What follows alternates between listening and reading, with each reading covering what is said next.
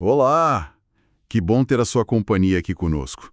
Hoje a nossa missão é, investigar juntos algumas ferramentas que são essenciais para a gente entender números, sabe? Para dar sentido ao monte de dados. Vamos focar em como encontrar o centro, ou talvez o valor mais representativo de uma coleção de informações. E para guiar essa nossa exploração, a gente está usando como base o material da temporada 7, que foi compartilhado pelo professor Vanderlei Carreira, o Vank. O objetivo aqui é extrair o néctar dessas ideias, né? Sobre tratamento de dados e estatística. E essa habilidade, olha, de encontrar o centro, de resumir dados, ela é valiosa em todo lugar, viu? Pensa na engenharia, avaliando a resistência de um material, sei lá, em vários testes. Ou no controle de qualidade, né? Monitorando as dimensões das peças que saem da linha. Na saúde também, acompanhando a resposta dos pacientes a um tratamento, ou até no marketing, para entender qual preço, tem mais aceitação. Em qualquer processo de melhoria, a gente precisa entender o comportamento central dos nossos dados. Senão, fica difícil, né? Certo, certo. Então, vamos direto ao ponto. A nossa busca hoje é pelas chamadas medidas de tendência central. Mas o que isso significa na prática? Que história essas medidas contam para a gente sobre os dados? Ótima pergunta para começar. As medidas de tendência central são como detetives, sabe? Que buscam identificar um valor que possa representar de alguma forma o ponto central ou o comportamento típico de um conjunto de dados. Em vez de olhar para cada número individualmente, elas nos oferecem um resumo, um ponto de referência. É uma forma, de simplificar a complexidade e capturar uma característica importante do todo. Faz sentido. Faz sim essa ideia de buscar um representante. É interessante. E quais são as principais ferramentas que a gente tem para essa busca? Bem, temos três principais que a gente vai explorar mais a fundo: a moda, a mediana e a média aritmética. Cada uma tem sua maneira particular de encontrar esse centro, né? Com suas próprias forças e fraquezas também. Vamos começar pela mais direta, talvez? A moda. A gente representa por Mo. Moda. Me soa como algo que está em alta, o mais popular, né? Tipo roupa da moda. É exatamente essa a ideia. A moda é o valor, ou às vezes os valores, que mais se repetem dentro de um conjunto de dados. É o campeão de frequência, digamos assim. Se a gente tem uma lista de números, a moda é aquele que aparece mais vezes. Simples assim. Vamos pegar um exemplo prático, então. Lá dos materiais do Vank. Imagina que medimos a força para romper um lacre várias vezes. E aí, obtemos 3 newtons, 11 newtons, 5 newtons, 3 newtons de novo, 8 newtons e 11 newtons outra vez. Qual seria a moda aqui? Boa! Analisando essa lista, a gente vê que tanto o valor 3 newtons quanto o 11 newtons aparecem. 2 vezes, certo? Certo, 2 vezes cada um. E os outros 5 newtons e 8 newtons só uma vez. Como temos dois valores que são os mais frequentes e eles têm a mesma frequência máxima, a gente diz que este conjunto é bimodal. Bimodal. Ah, porque tem duas modas. Exato, ele tem duas modas. 3 newtons e 11 newtons. Entendi.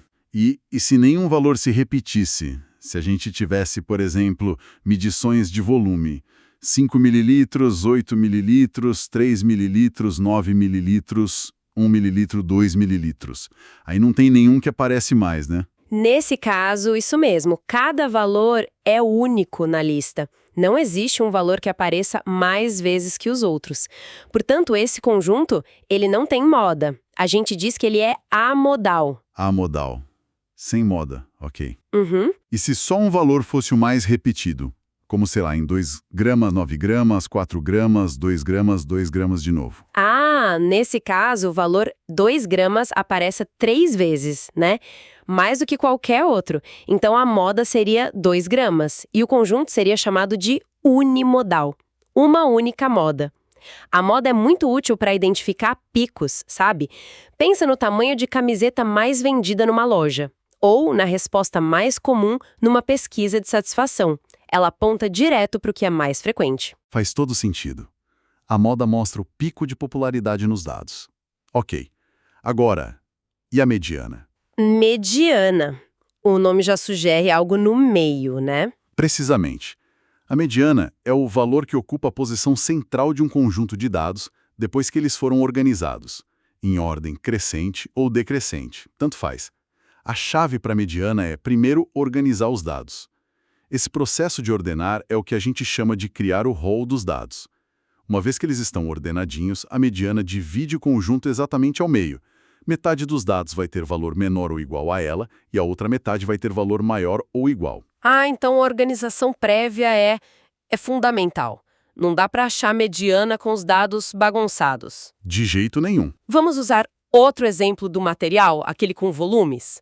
345, 348, 348, 350, 352, 353 e 355 ml. Primeiro, o rol, ou seja, ordenar. Correto.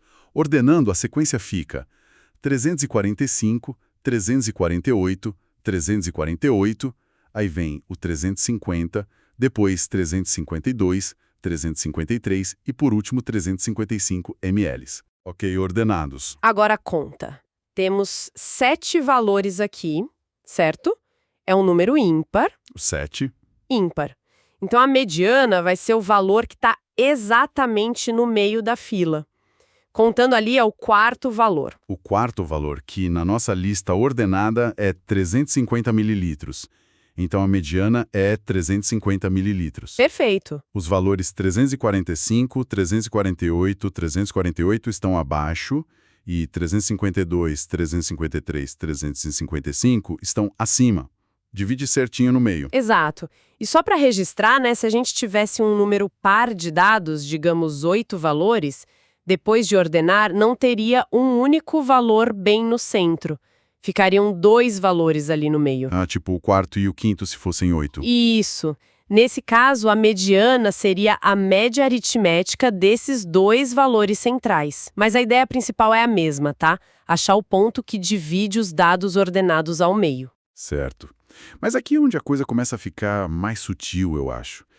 Por que usar a mediana? Qual o diferencial dela em relação a outras medidas? Parece importante isso. É muito importante.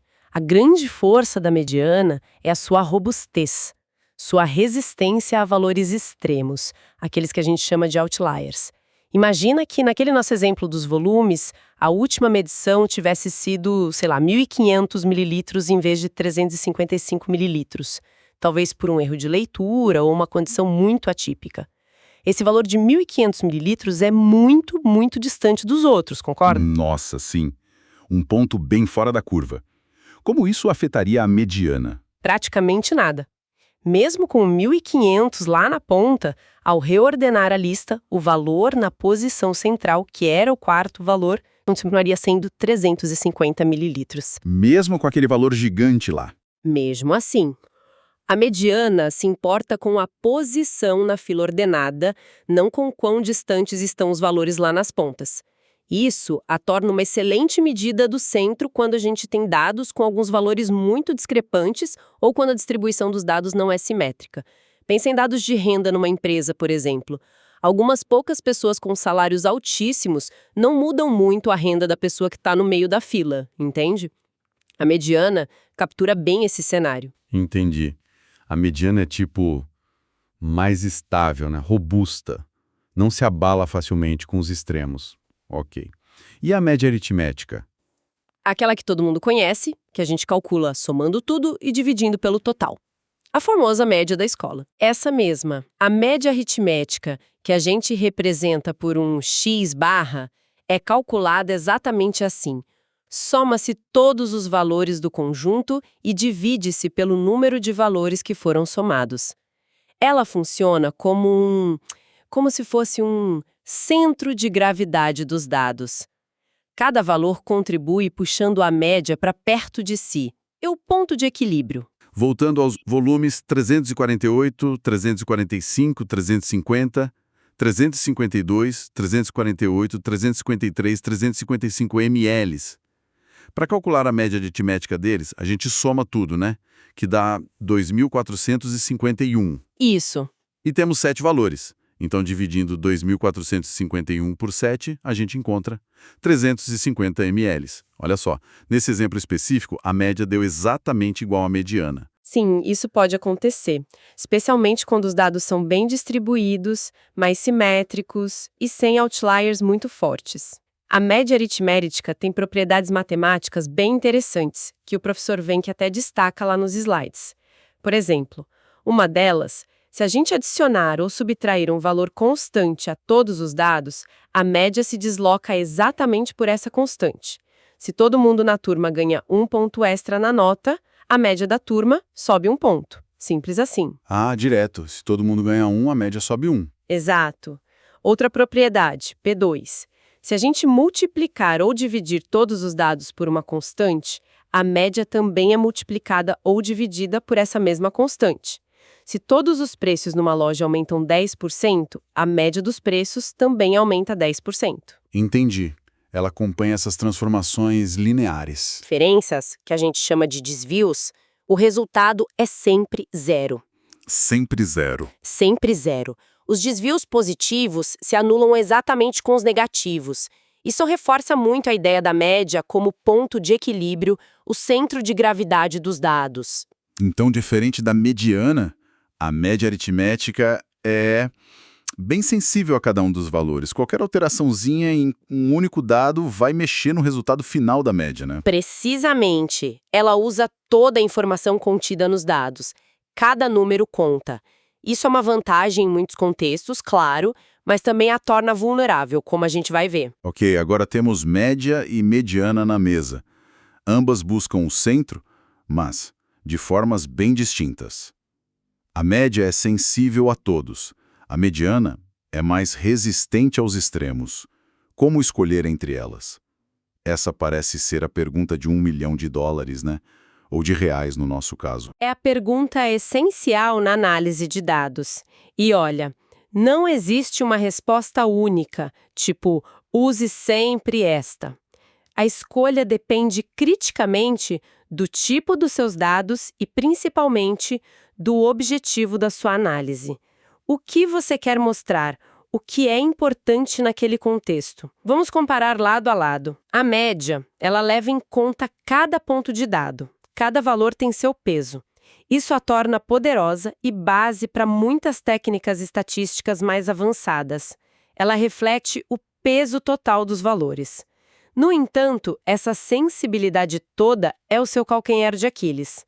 Um único outlier, um valor muito discrepante, pode distorcê-la significativamente. Aí a média pode acabar não representando bem a maioria dos dados, entende? Fica puxada por aquele valor extremo. Entendi. Ela é democrática demais, talvez. Dá muito ouvido aos extremos. Pode-se dizer isso. Já a mediana, por outro lado, é a rainha da robustez. Ela nos diz qual o valor do elemento do meio da fila ordenada. E ela não se importa se os valores extremos são um pouquinho ou muito distantes. Só a posição central importa. Por isso, ela é ótima para descrever o centro de dados que são assimétricos. Pensa de novo em renda ou tempo de resposta de um serviço, onde alguns casos demoram muito mais. Ou quando a gente desconfia que pode ter erros de medição em alguns pontos. A desvantagem dela. Bem, ela ignora parte da informação dos dados, ela não liga para a magnitude dos valores, só para a posição, e é menos utilizada em alguns testes estatísticos mais complexos que dependem da média. Certo. Vamos revisitar aquele exemplo dos tempos de processo em minutos, que você mencionou. Tinha um conjunto de 12 medições e a média deu 42 minutos. Mas aí apareceu uma medição registrada como 124 minutos, bem acima das outras. Exato. Com esse único valor discrepante, o que aconteceu com a média? Ela pulou de 42 para 48 minutos. Um salto considerável, né? Puxado por aquele único outlier. A média está nos dizendo que, no geral, incluindo aquele caso extremo, o tempo médio aumentou. Um aumento de 6 minutos na média só por causa de um ponto. E a mediana? No primeiro caso, sem o outlier, a gente teria que ordenar os 12 tempos, lembra do rol? Como são 12 par, pegaríamos os dois do meio, o sexto e o sétimo, e faríamos a média deles. Digamos que essa mediana também fosse próxima de 42 minutos.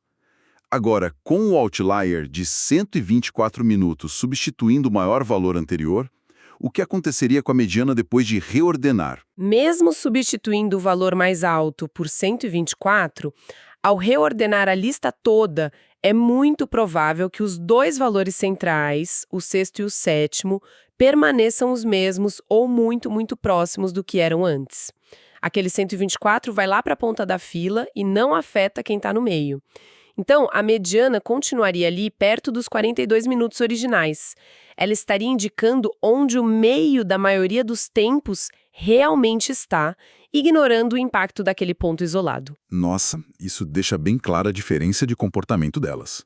Mas então, se a mediana ignora os extremos, a gente não corre o risco de ignorar um problema real? Por exemplo, em controle de qualidade, um valor extremo pode ser justamente o sinal de alerta que a gente precisa, não é? Excelente ponto. Excelente. E aí entra a importância fundamental do contexto e do objetivo. Se aquele tempo de 124 minutos representa, de fato, uma falha grave no processo que precisa ser investigada e corrigida, a sensibilidade da média que pulou para 48 minutos pode ser útil, sim. Ela está refletindo o impacto daquele evento extremo no desempenho geral. Nesse caso, talvez a melhor abordagem seja usar a média e investigar os outliers separadamente. Ah, então não é uma coisa ou outra, necessariamente. Não precisa ser, pode ser média mais análise de outliers. Por outro lado, se estamos analisando salários e queremos saber quanto ganha um funcionário típico, a mediana geralmente conta uma história mais fiel, mais representativa da maioria. A média pode ser inflada por salários muito altos de poucos diretores, dando uma impressão enganosa da realidade da maioria da equipe. A questão-chave para quem analisa é: qual medida captura melhor a essência do fenômeno que estou estudando? E qual mensagem eu quero passar com essa análise? É mais sobre o impacto total ou sobre o comportamento central da maioria? Compreendo. A escolha não é só matemática, né? É também sobre qual história os dados contam de forma mais honesta para aquela situação específica. Fascinante isso. Mas a gente achava que média era só essa aritmética? O material do Vank sugere que existem outros tipos. Fiquei curioso agora. Sim, sim. A família das médias é maior do que parece. A aritmética é a mais famosa, a pau para toda a obra, mas temos outras que são ferramentas mais específicas para certas situações. Vamos dar uma olhada rápida em algumas, focando mais no conceito, tá? Sem entrar em fórmulas complexas. Temos a média ponderada. A gente usa quando os valores têm importâncias ou pesos diferentes. Pensa nas notas de uma disciplina. A prova final geralmente tem um peso maior que um trabalho em grupo, né? A média ponderada considera esses pesos na hora de calcular a média final. Ah, como na média da faculdade mesmo? Exatamente. Ou no cálculo do custo médio de um estoque. Se compramos itens a preços diferentes, em quantidades diferentes, o preço médio não é só a média dos preços. Tem que ponderar pela quantidade comprada a cada preço. O peso aqui seria a quantidade. Faz sentido. Cada um contribui de acordo com sua importância. Isso. Depois temos a média geométrica G. Essa é a ferramenta certa quando a gente lida com taxas de variação, crescimento percentual ou qualquer coisa que tenha um efeito multiplicativo ao longo do tempo. Por exemplo, calcular o retorno médio anual de um investimento que rendeu, sei lá, 10% num ano e 20% no outro. A média aritmética simples, 15%, daria um resultado enganoso aqui. A geométrica captura o efeito composto corretamente. Entendi. Para coisas que multiplicam, não que somam.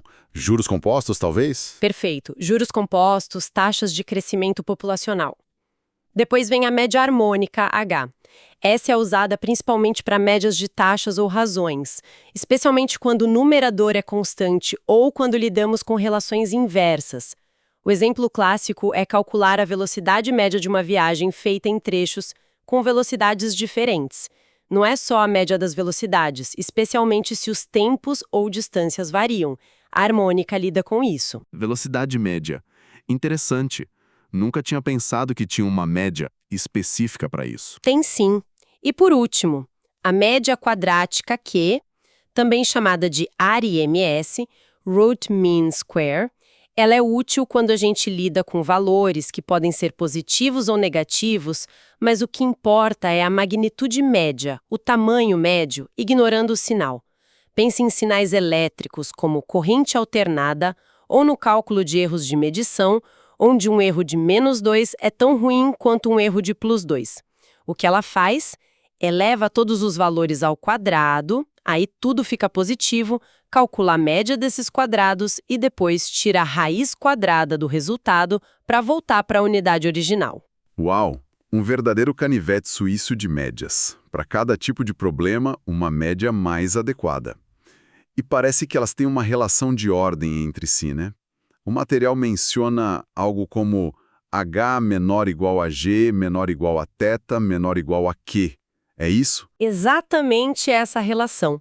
Para conjuntos de dados positivos, geralmente a média harmônica, H, é a menor, seguida pela geométrica, G, depois a nossa conhecida aritmética, AX, e a quadrática costuma ser a maior, H menor que G, menor que AX, menor que Q.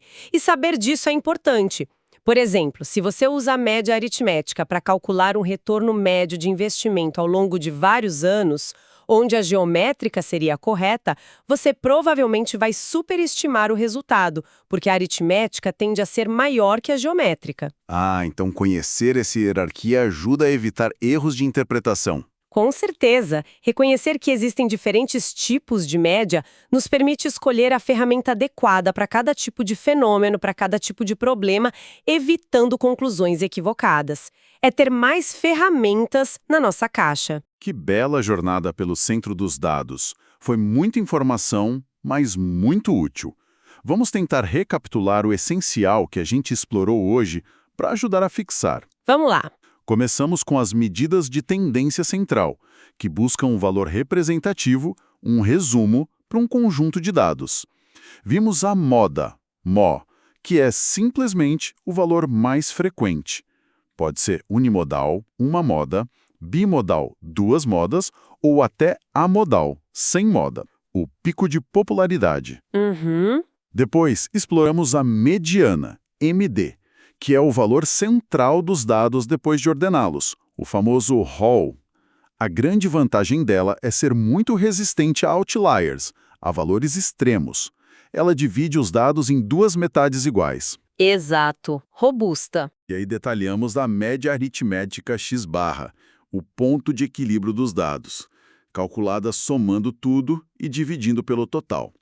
Ela é sensível a cada valor, incluindo os outliers, mas tem propriedades matemáticas importantes, como reagir a somas e multiplicações constantes e ter a soma dos desvios igual a zero. O centro de gravidade. O ponto alto, para mim, foi a comparação entre média e mediana. Entendemos que não tem uma melhor sempre. A escolha depende da simetria dos dados, da presença de outliers e, fundamentalmente, do objetivo da análise. Qual história a gente quer contar de forma mais fiel? Isso. A escolha é contextual. E, por fim, descobrimos que existe um mundo além da média aritmética. Vimos brevemente a média ponderada, para quando os valores têm pesos diferentes, a geométrica, para taxas, crescimentos, efeitos multiplicativos, a harmônica, para taxas como velocidades médias, e a quadrática, para magnitudes, erros, valores positivos e negativos. E lembramos da relação comum. H menor ou igual a G, menor ou igual a TX, menor ou igual a Q. Perfeito resumo. E a mensagem principal que fica, eu acho, é que dominar essas medidas é o primeiro passo para transformar um mar de números em insights, em informação útil. É fundamental para tomar decisões mais informadas em qualquer área, né? Seja validando um projeto na engenharia, ajustando um processo no controle de qualidade, avaliando um tratamento na saúde ou definindo uma estratégia lá no marketing. É a base. Concordo plenamente. E sabemos que a rotina de estudos, muitas vezes conciliada com trabalho, com família, com outras demandas, pode ser bem intensa.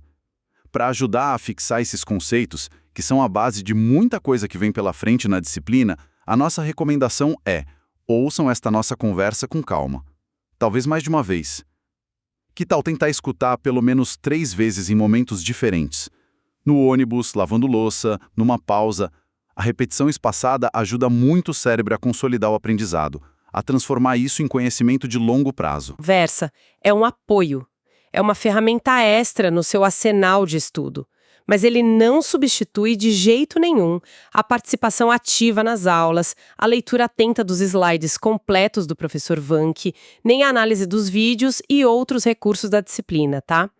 Pensem nisso como um reforço, uma forma diferente, talvez mais conversada, de abordar o conteúdo para facilitar a compreensão.